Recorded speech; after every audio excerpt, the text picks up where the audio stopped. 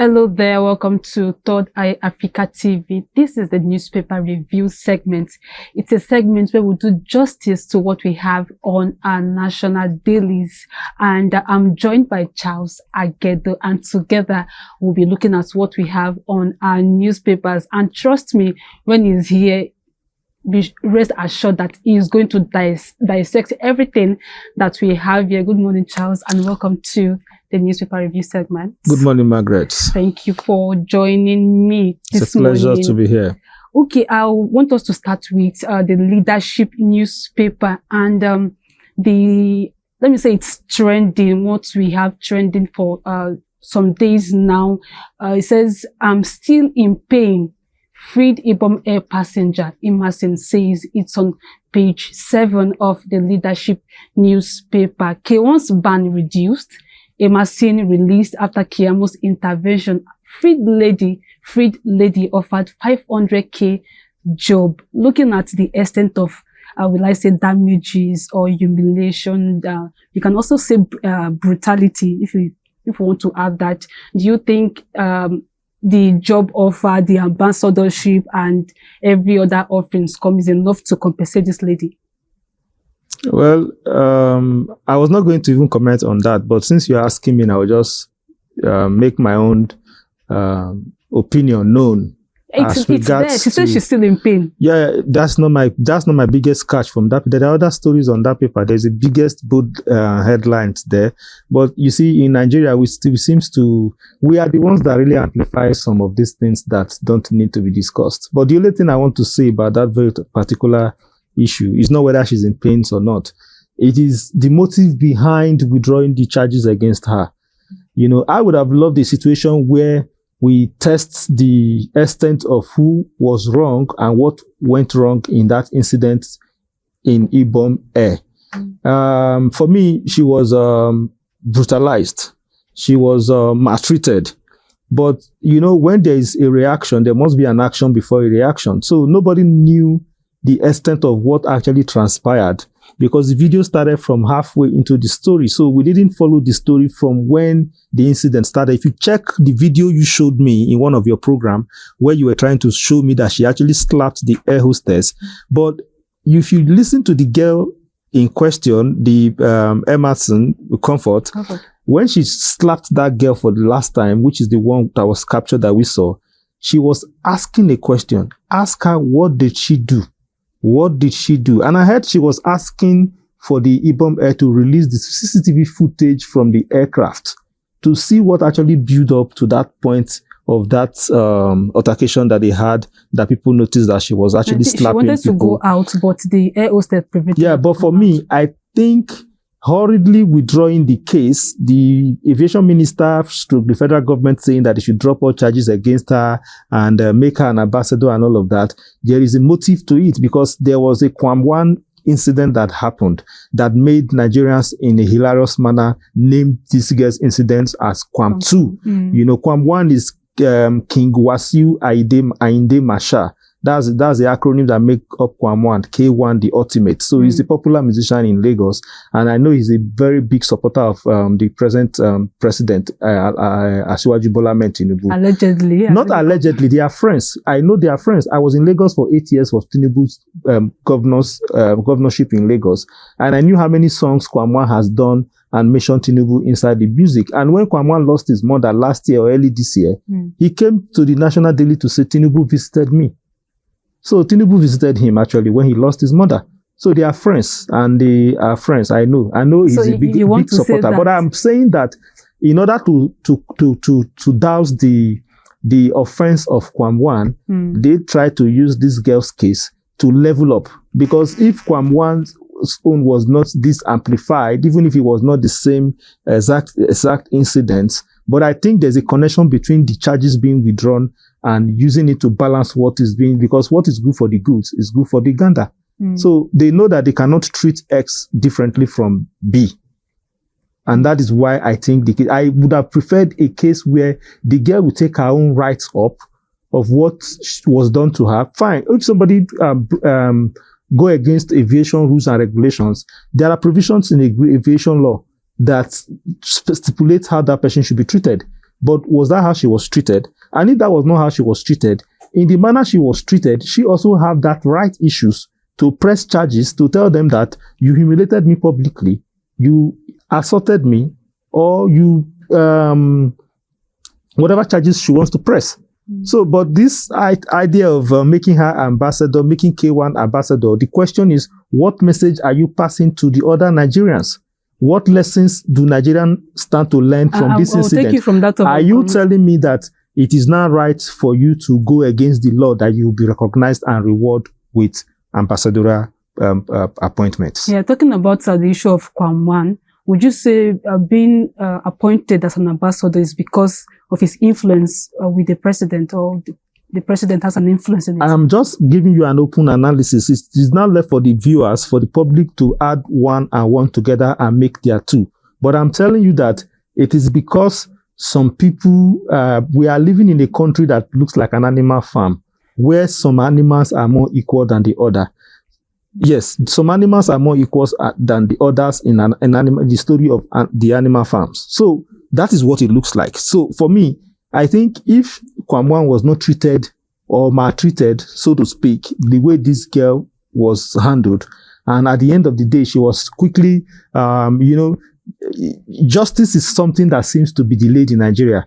We have cases that is over 10 years. Dasuki, for example, who is being tried for just 2.1 billion since Buhari's first tenure. I saw in national dailies a day or two ago that the federal government is asking the prosecuting agency, whether it's DSS or whoever is prosecuting him, to bring an end to that prosecution that is lasting for 10 years. Do you get that? So now there are other cases that the Kanu has been there for only God knows how long. No, these are the cases that are on, serious cases that cannot be concluded. But now this one was the speed at which she was arraigned, which she was remanded in Kirikiri. Why was it that fast? How come Kwamwan was not arraigned? How come he was not remanded? So when people begin now to ask questions like that, for them not to look for a way to provide answers to such questions, they quickly came up with the idea of withdrawing all charges. Withdrawing charges on what ground? Don't withdraw the charges, press charges. Let her defend herself. And she's also having the right to press her charges too, because her rights was also violated. So let's test these things in the eye of the law, and let Nigerians learn lessons from it.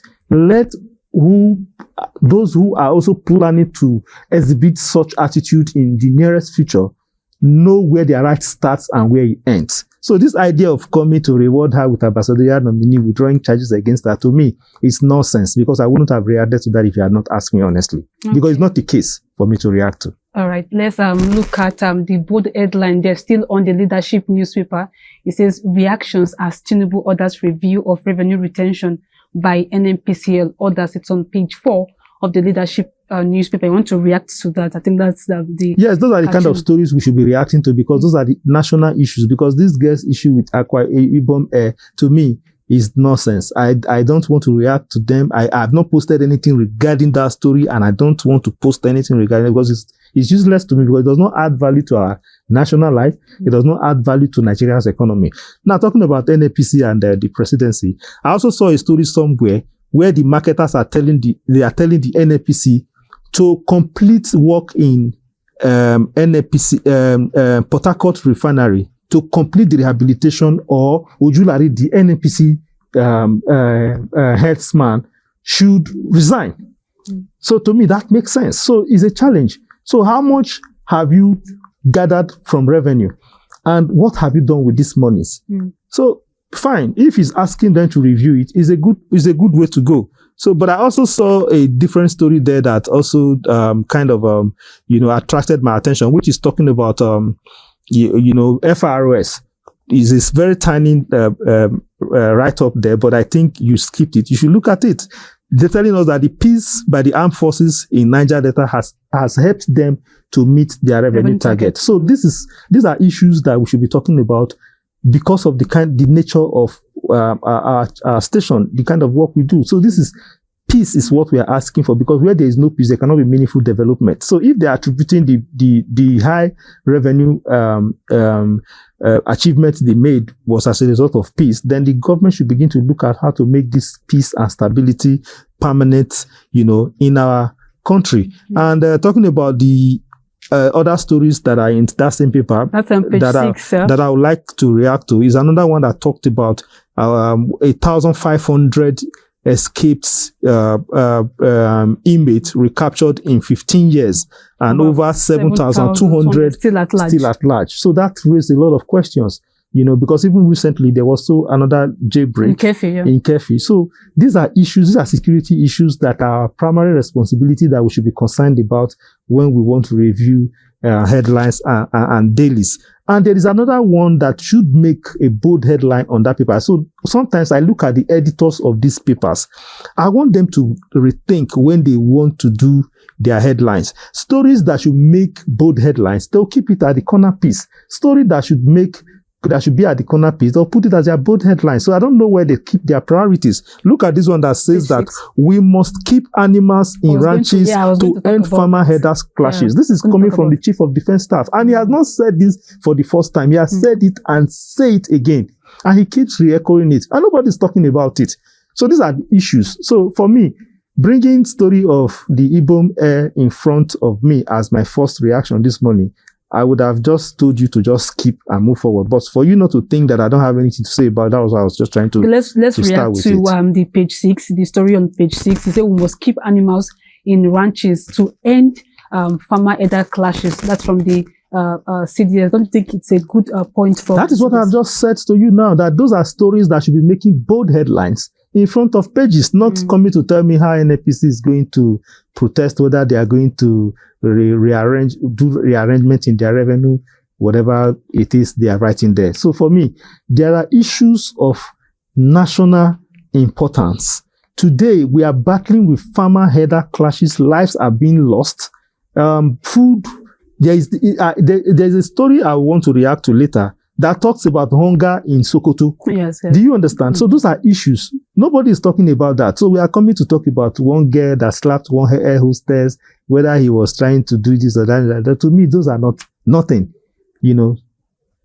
So that's what I would like to say. So I think it's a welcome development. People should take this serious from the CDS, because this is not the first time he's saying it. He has said it and re-echoed it again. For a Chief of Defense Staff of a nation to be proposing an end to farmer-herder clash, to be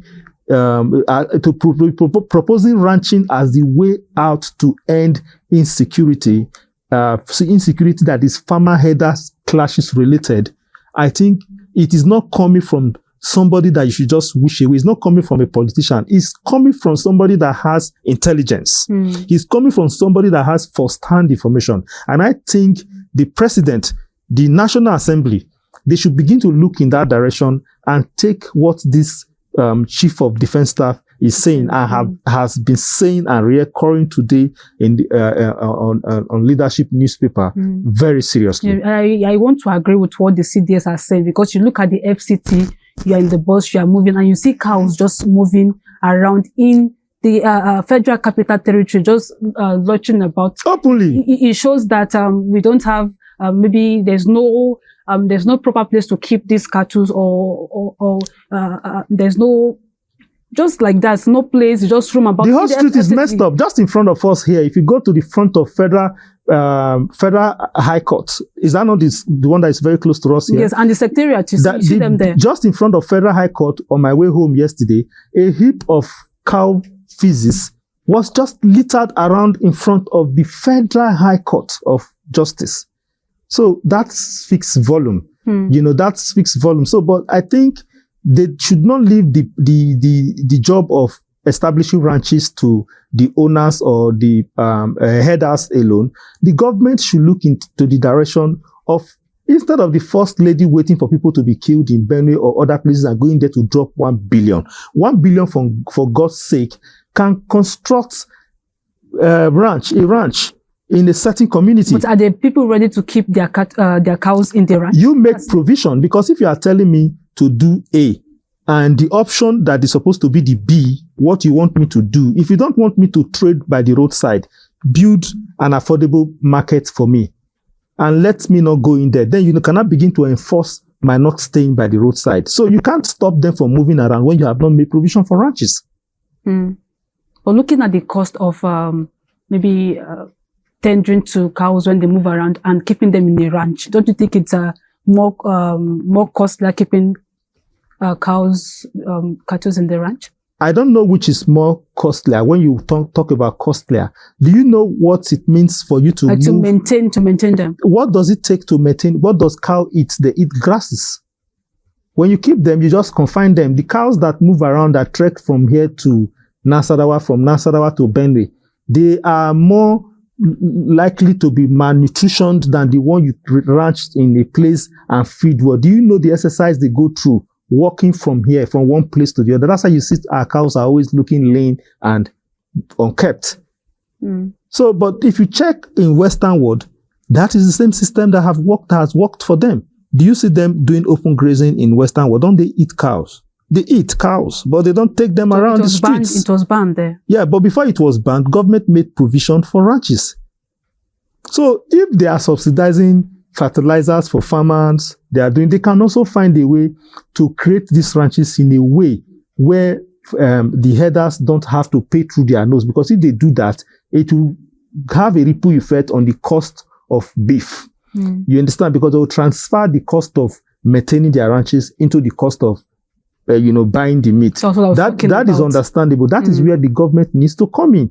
So if government is busy creating Ministry of Livestock, tell me what one job is the job of Ministry of Livestock if they can't provide ranches and ask these herders to pay minimal charges for maintenance?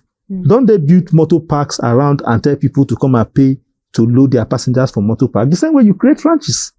In fact, ranches should be more cost effective because we have bushes. The reason why we have so much insecurity in Nigeria today is because we have so much ungoverned spaces. We have more spaces, we have more area of rainfall forest than the developed environment. If you go to your state, I'm sure that the bushes in your state are more than the places houses are built. So what are we doing with those bushes?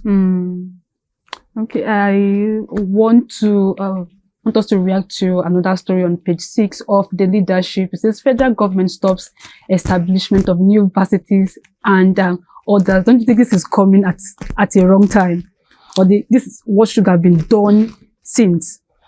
I don't even know whether it is wrong or right to say, because I don't know on what basis are they stopping the establishment of new universities. If you compare the numbers of private universities we have compared to the ones federal government owned universities, I think the private university, before Jonathan established the new numbers of universities in the states that didn't have any during his tenure, I think the private universities were even almost more than the numbers of federal universities that we have. But I think the point there is that is a welcome development, because I think that instead of establishing new ones, they should channel the money to maintaining and keeping the standard of the ones we have, existing ones. So I think it's the right move.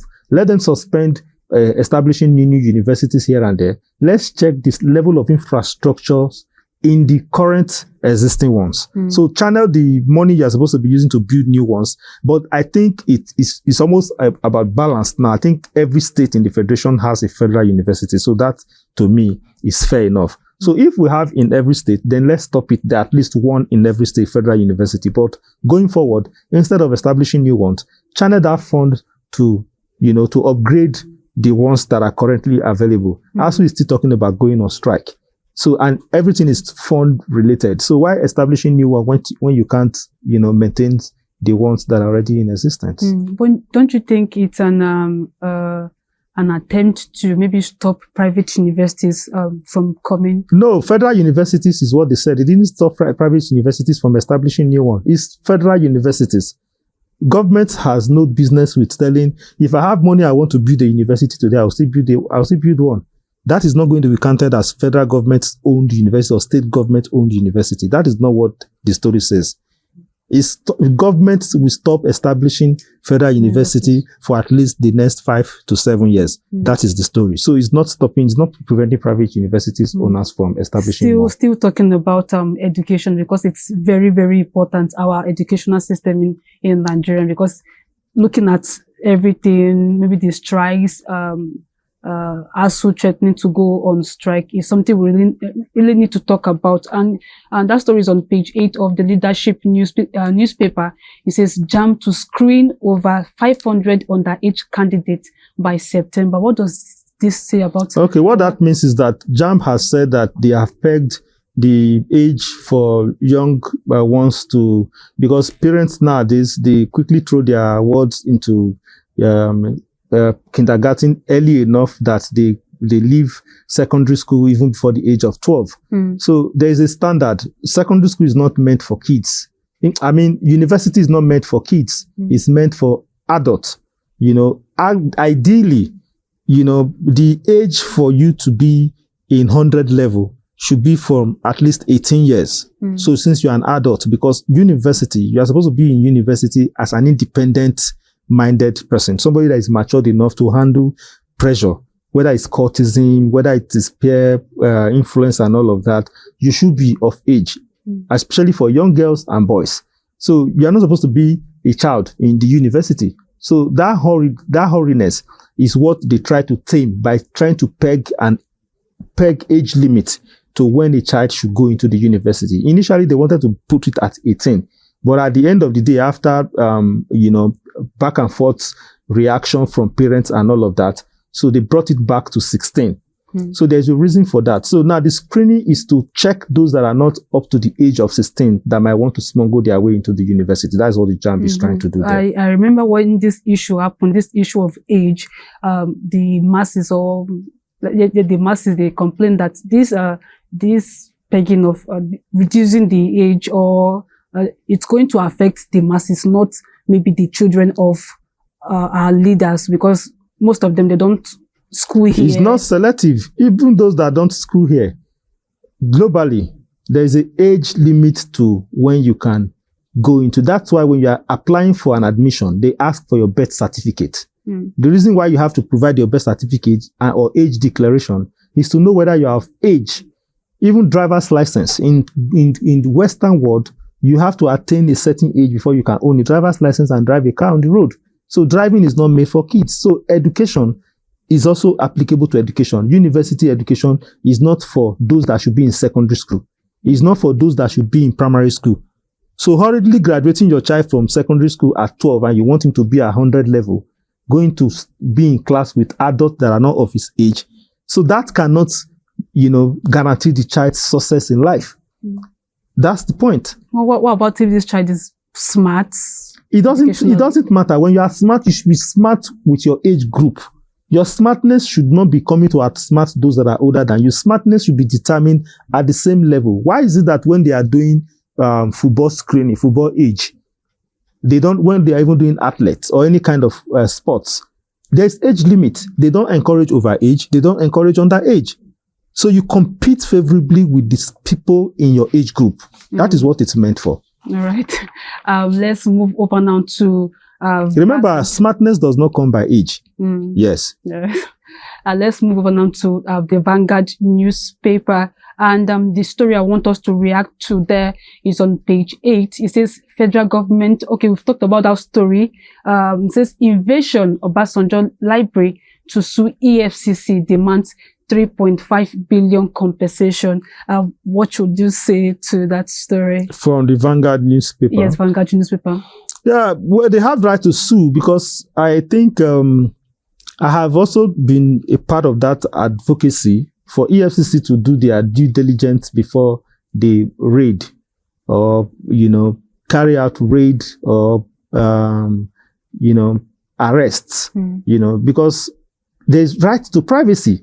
That's invasion of privacy. Because if you raid a hotel or a private environment to just arrest people, you know, and maybe you parade them, and at the end of the day, these people are not, you don't see them being prosecuted and convicted. You just arrest and release. Then what have you achieved? But you know, so, EFCC don't carry out their operation without credible intelligence. That's not the point I'm making. The intelligence you have, I will only agree that that intelligence is credible at the end of prosecution. So it's not how many raids you have carried out. How many have you prosecuted and jailed as a result of the offense you allegedly claim these people have committed? So if they are coming to sue you for 3-point-something billion, it means that you have no evidence of what you claimed. But I want to, let me just... So my point is that the anti-graft agencies that we have should do due diligence before going about raiding people in hotels. And there are politicians who you have arrested and paraded severally, and at the end of the day, you release them. They were caught with yes, but I want to see that those evidence. I want to see those things in court. I want to see them being prosecuted. Not at the end of the day, you release them and the hunter becomes the hunted. Do you get the point I'm trying to make? So we've had these cases over and over again. You raid and you claim you have evidence.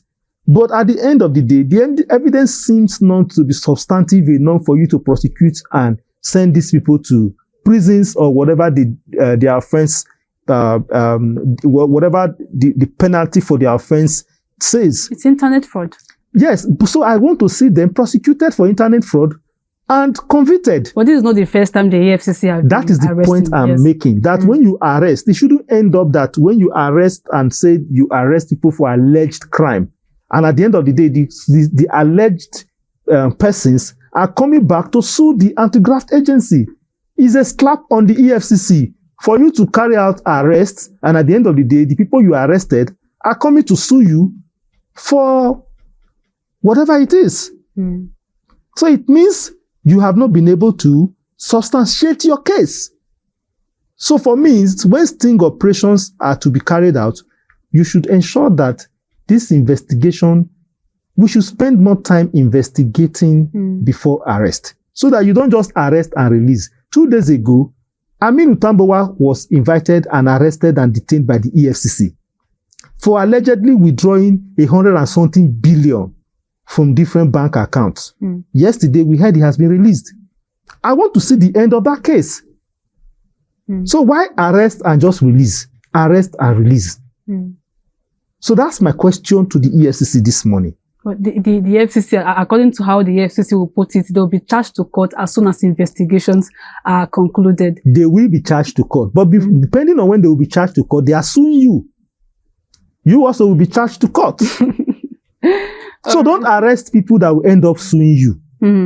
Arrest people and try and convict them. The way you just picked up a girl from the Ibom Air, before you know it, she has gotten to Kirikiri for remand. We don't see that with all these arrests. But do you think it's because it's Obasanjo library? That's why we are having the 3.5 compensation, the suing. It is not. This is not the first time. This is not the first time. We've had cases where EFCC makes an arrest today, and at the end of the day, somebody comes up and saying he's suing EFCC for defamation. All right. I think that's all we have. We've reacted to the issue of the comfort is still on the Vanguard newspaper, and that of the federal government. Federal government declares 7-year moratorium on universities and polytechnics. We've talked about that. Yeah, that's not the only story in Vanguard. That's why I always like to read mine before you tell me the ones you want me to react to. Still on that Vanguard, there's a story there that should be very, very interesting to us. The US has approved sale of arms to Nigeria. You didn't capture that. It's in the Vanguard this morning. It's one of the top stories above the nameplate, or somewhere above the nameplate in the Vanguard this morning. So I feel it's a welcome development that the US has agreed to sell arms to Nigeria, because there was a problem during Jonathan's regime that the US refused to sell arms to Nigeria and all of that, and this, that. Later they went to South Africa with an aircraft load of money. Those stories today, they are all swept under the carpet. So that's a very interesting one for me this morning from the Vanguard, that the US has agreed to, sell arms to Nigeria government. So maybe we can go to the next paper then. All right, let's go move over to Daily Trust. It says the story that you've been waiting to react to. It's on page 6. It says poverty, hunger driving Sokoto children out of school. That's really, really, would I say painful? Really an issue to talk about. Yes, I'm going to react to that, but I won't react to that until I talked about the boldest one there too, which talked about Tinubu visiting Brazil in 9 months. For the 3rd time in 9 months. The question is, how does that put food in Nigeria's table? because I'm going to tie that to the hunger that is driving children out of school in Sokoto. This thing is not peculiar to Sokoto. There is hunger in the land. There's no need pretending for anybody to pretend about that. So Sokoto is not an exception, but I'm happy that it's captured that hunger is sending children away from school in Sokoto State. I'm just going to re-amplify it to this morning that it is not just in Sokoto State alone. It's in 36 states of the Federation. Hunger is dealing with Nigerians, and the government should do something about that. For Tinubu to be visiting Brazil how many times in 9 months, the third time in 9 months, the first time, what did he bring back to Nigeria? The second time, what did he bring out? And this third time, what are we going to get from it? Is he going to change the cost of Gari? Is he going to change the cost of petrol?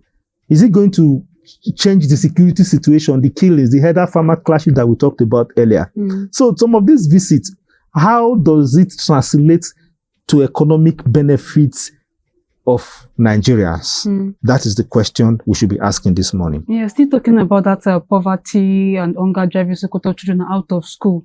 Don't you think it's now time to bring back the school feeding program that was cancelled previously? I don't know whether it was cancelled or it was suspended. It was suspended. Yes, but I think that the school feeding program was never effective. Remember the story of Beta Edu. I saw in the news last week that Beta Edu has been reinstated as the Minister of Humanitarian, because the minister that I didn't know that there was a minister in that ministry has become the APC chairman. So until he became the APC chairman, I never knew there was a replacement in that ministry. I never knew that we had Minister of Humanitarian, because there is no humanitarian affairs in Nigeria, as far as I'm concerned. Because if there is humanitarian affairs, the humanitarian affairs ministry should move to Sokoto now that children are being sent out of school as a result of hunger. So whether Beta Edu is back there or she was once there, what has happened to the allegations against Beta Edu that she slept in the EFCC custody? Then that brings you back to the story of EFCC making several arrests without prosecution. So it's not just about going to the hotel, to carry out sting operations. After the arrest, what becomes of those cases? How are they prosecuted? Are they convicted? How many convictions from those arrests they've been making? So that is the question I'm asking you. So if Beta Edu there was a whole lot of noise about how much allegedly she stole from the money that was meant for school feeding, for the money that was meant for palliative, door-to-door help, that I never saw, because I don't know whether you know anybody. You live in suburb and you know there is poverty around your environment. How many people have you seen the Ministry of Humanitarian coming to give those households, they say poorest of the poor, they are giving them money? Do you know any of your relative or any of your neighbor that has benefited from that money? I'm asking you if you know any, because I don't know any and I've not seen any.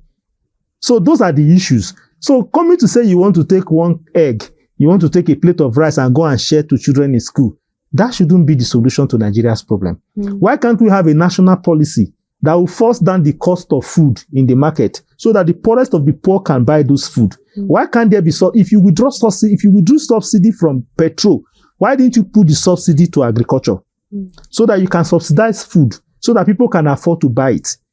So to me, that is what we call ripple effect. When you intervene in a sector, then everybody should be able to access that intervention. So, but telling me that you want to calculate the numbers of poor people in Nigeria and send money to their account is fraudulent. It's fraudulent because we don't have records of those people. And you claim you have the record. Show it. Show me the people that have benefited from that record. And how come if you are showing me millions of people have benefited, those millions of people, I don't have one person in my street. You don't have anybody in your family that is poor. Are you saying that everybody in your family, they are well-to-do? Are people not calling you for help? Are they not calling you to send them money, urgent 2K, urgent 1K? I receive a lot of calls from people, from family members, from friends who are hungry. And it's not pretense. And if you go to the bus stops in the evening, you see people who are stranded. They are waiting for people in the FCT, in Federal Secretariat. They are waiting for open healers to climb even when it is raining so that they can be able to go home. You see that every day because the cost of transportation is high. Instead of them to pay 500 to 700 to wherever they are going, they rather wait for an open van that will carry them in the rain and pay half of that or less than half of that. And this will interest you. Just 2 days ago, I was in a vehicle with some set of people. I was interviewing them and asking them questions. I have the record on my phone. I was asking them, these federal ministry buses that I see around, are you telling me you guys pay for transportation? They said they pay. Federal workers pay for those federal ministry buses that you see. Is it from the salary? They pay from their pocket. They pay their money for their transport. And I say, how? They said, yes, that if they are carrying from Federal Secretariat to Maraba for 500, 700, they take half of that from people that are staffs. And I asked them, how do they know who are staffs and who are not staffs? They said they know them, that the conductor is one of the staff of the ministry. That when they give them that money, you will see that driver use the money and buy fuel. I said, does that mean that they are not making provision for fuel in the federal allocations or federal budget that they do on yearly basis in those ministries? They make provisions for it, but that money goes into private pockets. And at the end of the day, they still collect money from workers to buy fuel in the federal ministry buses. That's very alarming. That is a revelation. I have it. I'll play the audio for you as soon as we are done with this interview. And it's an ongoing investigation. Something that we really need to dig into. So why is government not subsidizing transportation? Where are the CNG buses? How come people need to wait at the bus stop? I know a woman very close to me here who says who is doing petty trade with her children. They close before us here at past 5, past 6. But if you go to Federal Secretariat at past 8 sometimes, she's still there with her kids. They are waiting for open van. What they can afford to go home with. Where they will enter and pay 200, irrespective of whether there is rain or sun. They stay behind the hillocks. Women climb. You see women climbing on hillocks. You have seen them. I'm not just telling you. They climb, they run and climb and compete with men to be able to stand and go home. That is FCT. If that is happening in FCT, very close to the villa here, and the government cannot sit and do anything about it, they cannot provide buses, they cannot provide subsidized transportation, and they are telling you you are talking about school feeding. Is that what we need? Let's tie what you just said now to this next story on page 9 of Daily Trust. It says federal government to construct bus terminals with 142 billion in zones. Yes. That is another form of stealing. Should we be constructing bus terminal when we don't have buses? Why don't we flood the street with buses first so that we don't know that they are looking for where to park? I asked this same federal civil servant that I was talking to. I'll play the audio for you after this show. I said, what about the CNG buses? I said, yes, around January or December, that they were seeing them lined up around Eagle Square asking people to buy tickets, but now they can't find any. People depend on private vehicles to commute to their destination after work.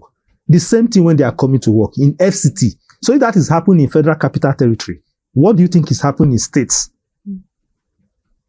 All right, let's move now to the Guardian newspaper and the story that we have here that is of interest here from Lagos State. It's on page 7. It says over 70% of Lagos residents are tenants, spend about 60% of monthly income on rent. You want to say something about that? That's really 60%. It's a lot to spend on rent. It's in Lagos State. What about in FCT here? Yeah, it's the same all over in Nigeria. What Sanwo-Olu has just opened up is that is a replication of what is going on in Nigeria. In FCT, you spend more than 60% of your salary on rent. Yes, I think rent is even higher in FCT than Lagos because it's even more affordable in Lagos than FCT. In Lagos, in places in Lagos where you can get a 3-bedroom flat for less than $1 million, there are still places. But in Abuja here, in suburb, 1-bedroom flat in suburb is over $1 million. So now tell me, how do you think people will not go and live in Nasarawa to be able to survive working in FCT? So people spend almost 100% of their salary in rent. So that's why you see that corruption cannot stop, because if your salary cannot pay your rent, you'll be looking for other means to cut corners to balance it up.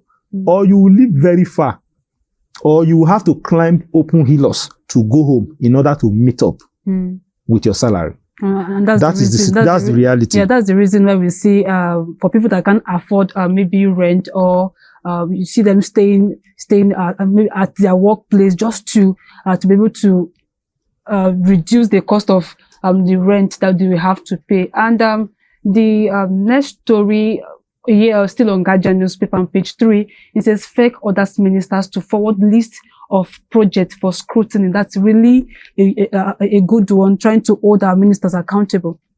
Well, whether they forward it or they don't forward it for screening, I think where the money goes out from, it still goes out through the same way. Because at the end of the day, the National Assembly that is supposed to be carrying out oversight of these budgets and implementation, it is not about list of whatever they want to, what they have in their budget for screening, right? That is not the point. The point is, at the end of the year, or at the end of a particular period, what is the National Assembly doing with their oversight? To cross-check whether what was budgeted for was actually expended, the money was expended for it.